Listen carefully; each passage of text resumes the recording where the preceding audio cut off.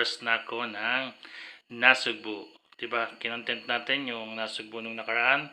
So, ang iko-content naman natin ngayon ay ang bayan ng Lian, Batangas. Kaya ito, nandito tayo sa may circle going to Lian, Batangas. Guys, meron tayong dadaanan dyan, no? Yang nasa kanan ko na yan. Yang merong gate dyan sa kanan. Yan, yung kita yung building na yan, no? Yung parang factory na yan. Yan po yung gawaan ng molasses na nanggaling dun sa Azucarera. Diga? Na wala tagang tapon, 'di ba? Yung parang pulot na tiyatawag nila. Kaya walang tapon yung ano nila walang tapon yung sa mga tubo. Gamit na gamit talaga lahat. So, paano guys? Samahan niyo ako. Bye-bye natin ang papuntang Lian, Batangas. Let's go!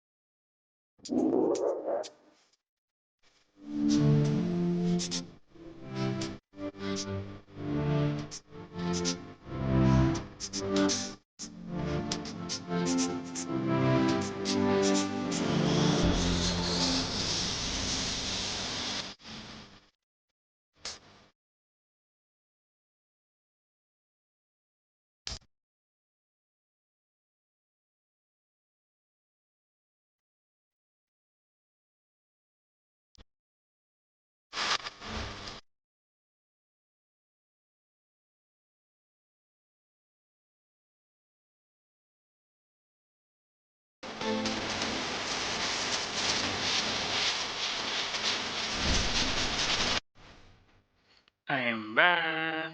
Eto guys, papunta na tayo sa bagong palengke rin ng Lian, Batangas. Bili mo, halos lahat ng napunta ko doon panay bago. Dati talaga kasi mga old style lang palengke nila. Pero ngayon nakita mo talaga na napakalawak na rin at napaka-organized na. Hindi na nga lang natin napasok kasi nga hinanap ko kasi dyan yung yung bayan mismo nila. Akala ko kasi nalipat na. Siyempre sa tagal din ng hindi ko pagpunta rito. Ayan o. Wow, talagang well established na siya eh. Talagang dati parang crowded masyado yung medyo magulo. Ngayon maganda na talaga ang bayan ng Lian. Talagang isa sinasabi na time pass by talaga medyo nababago ang mga konsepto ng mga project ng mga LGU. Talagang pinag-uusayan nila. Kaya ngayon guys, pupunta tayo ngayon sa munisipyo ng Lian, Batangas. Let's go!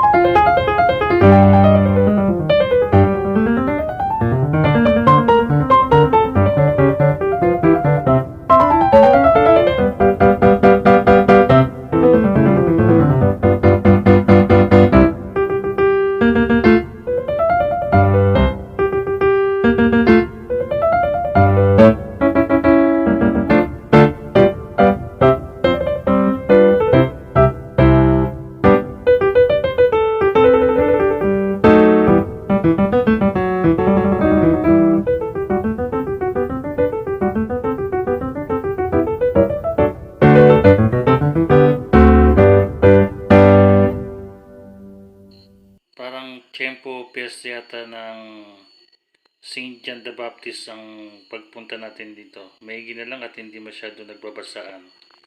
Yan po ang kanilang simbahan ng Lian, Batangas. Hindi lang natin taga natutukan kasi ang dami rin tao doon sa loob.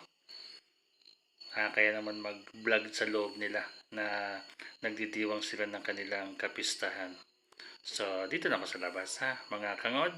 Pagpasensya niyo ng aking content for now. Talagang ni-specified ko lang naman yung pinaka-landmark ng bawat bayan na mapupuntahan ko. At least kahit paano, kung kayo'y naligaw sa lugar na to, at least meron din po kayong mga idea. So, pag lumabas tayo sa highway na yan, matutumbok na po natin ang munisipyo ng Lian, Batangas. Yan po guys. So, along the highway siya, kaya hindi mahirap hanapin. Nakalimutan ko lang, akala ko nasa nga pala, dito nga pala sa labas ng kanilang munisipyo. Yan. So guys, paano? Ang way natin yan, papunta na tayo ng Matabungkay. After nito, Matabungkay ang pupunta natin. Kaya guys, samahan nyo ulit ako. Let's go!